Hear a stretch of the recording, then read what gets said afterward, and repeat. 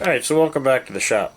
Today is a sort of different kind of tool that's come along, and it has a block and tackle style end on it, and as you ratchet you can see that it comes up and down. And everything seems to work just fine with it, except for to let it back down. There's a lever here, but there's some mechanism here that doesn't seem to be functioning properly. And this has a lot of what appears to be grease and sawdust all over it. And I think that this could just use a basic cleaning. I don't know if I'd call this a restoration. I think this is just a cleanup job. So I'm going to take it and disassemble it with some time-lapse video and sort of bring you back when I get to any interesting parts. So I'm going to start tearing it down.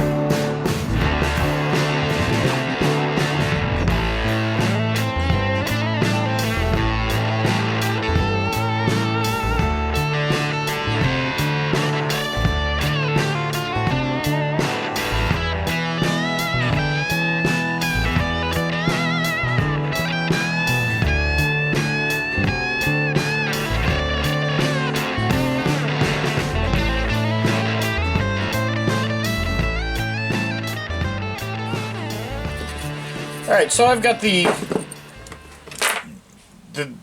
hoist partially disassembled now. It's coming apart okay. I've had it through the parts washer, but it's still got some residual grit and grime and stuff on it, so I'm gonna have it everything's gonna need to get wire wheeled individually and maybe media blasted. And one of the predicaments that I have is I need to figure out the best way to clean this chain, and there's a lot of just rust and nastiness on it. I'm not exactly sure how to deal with this, because muriatic acid might work, the media blaster might work, but it might etch it. It almost needs to be tumbled, or I don't know a good way to clean a chain. It's sort of like painting one. The best way to deal with that is like dipping it. But and even then, chains are just difficult to work with. So that'll be interesting. But right now, I think I'm just gonna throw it in the media blaster for now, and maybe give it a light coating just to get the grit and grime off of it. But now my next step is to see if I can knock these roll pins out and get this further disassembled and just keep cleaning.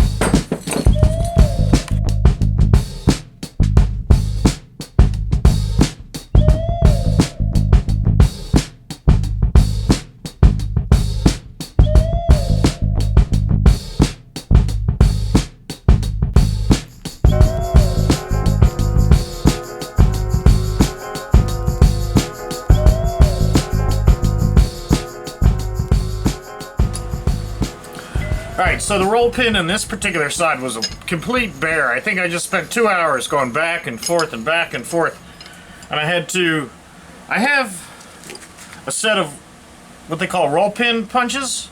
And you can see that they have that sort of, that domed end on there. And that's supposed to sit right down in the middle of the roll pin and push it out. And what am I looking for? The roll pin that I was using wasn't quite working. It didn't seem to have enough stiffness to it. It started bending halfway through. So what I did is took another punch and chucked it in the lathe and necked it down a little bit. And this had a lot more rigidity to it than the roll pin punch. So anyway, now I've got it off, and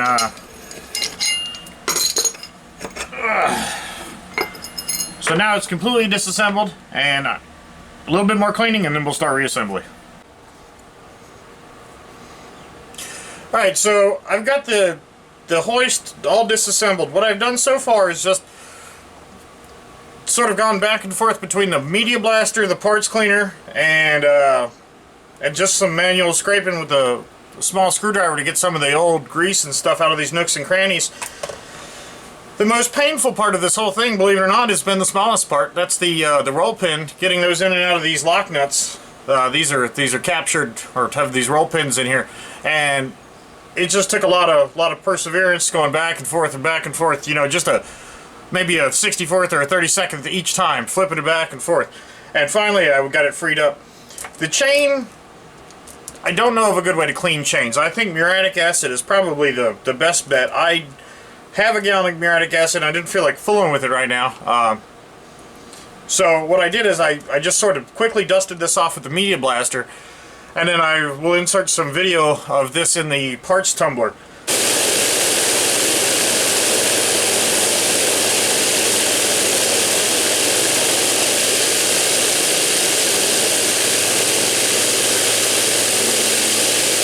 And the parts tumbler sort of did an okay job of knocking off some of the stuff. Better than trying to do it with the wire wheel. There's just so much surface area on these chains that I don't know of a good way to clean these. Yeah, they almost need a bucket of sand to rotate in or something to wear it down, or you know, maybe even tie it behind a truck and drive down a sandy road for a while and let it sort of beat itself to clean. I don't have that option here. But anyway, so this is everything sort of knolled out, and I'm going to start reassembling this. I can tell you right now that I wish I had gone through and taken more detailed photos of the disassembly of this. I didn't necessarily know how to work it correctly when it was hanging from the pictures that you saw earlier, when it was just hanging from the bench crane.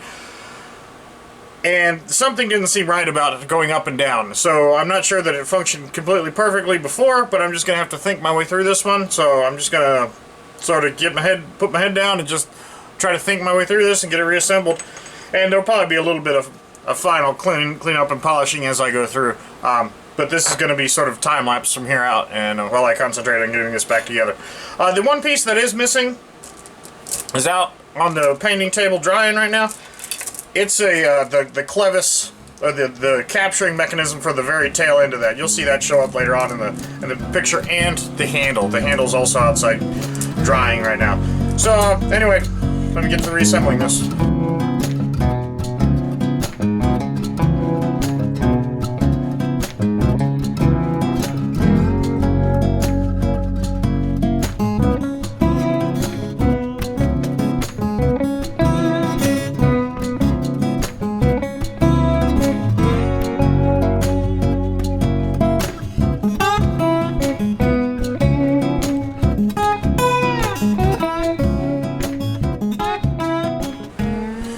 Alright, now what I had talked about earlier when I said, you know, this didn't seem to be functioning quite properly, was what I couldn't see through all the patina was this. It says up and down.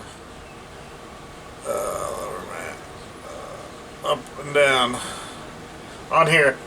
And I couldn't quite make that out through all the gunk that was on here. So there's a little spring-loaded like detent here, and then this knob, when I assemble this is going to catch, this pawl is going to catch here. So when I flip this lever, when I turn this knob, it's going to be either up or down, and I guess this dimple is an indicator of that. So anyway, that was sort of interesting, and because it was seized up, you know, maybe it should function a little bit better now. So we just keep assembling this.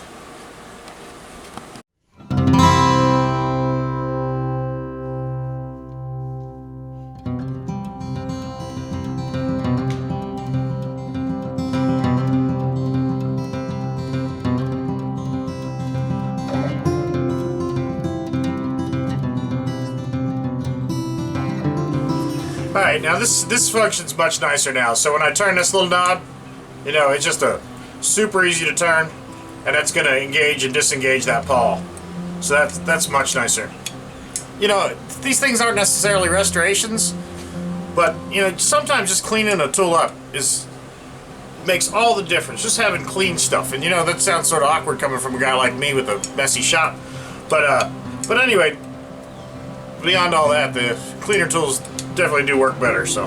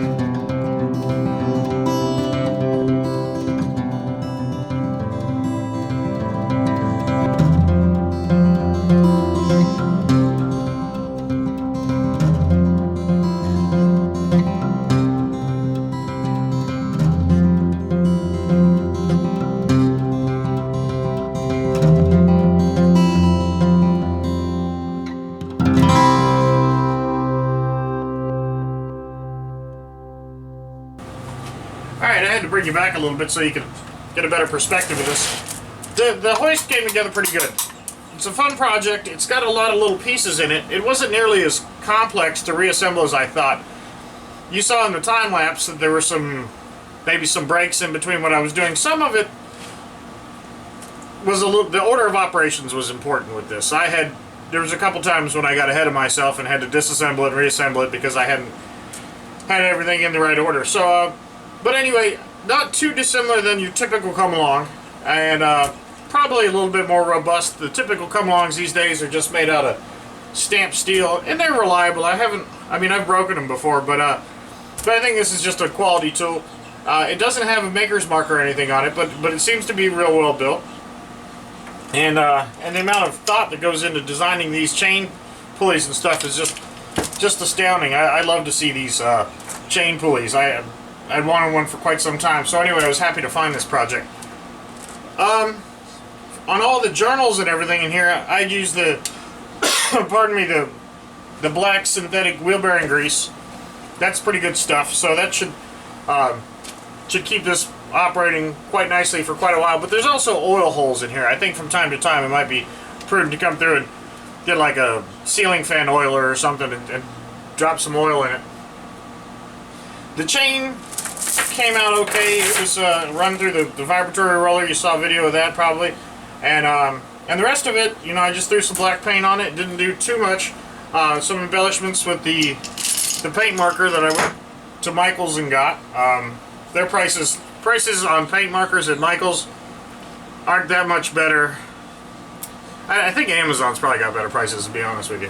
So anyway, at least I gave it a shot. I did buy some paint markers while I was there, so looking forward to using those. But anyway, this is a fun little project. It took more time than I had anticipated. But anyway, I've got some other neat projects in the works. Still working on the 1955 Craftsman reel mower. I've got to order some bearings for that. It's largely cleaned up and ready to reassemble. I just need to clean up a couple more parts. And other than that, I've got some cool little hand tools and stuff that I think I want to do just to keep content coming on the channel. And while I work on some of these larger projects. So anyway, thanks for watching, thanks for subscribing, and I hope you have a good night. Thanks.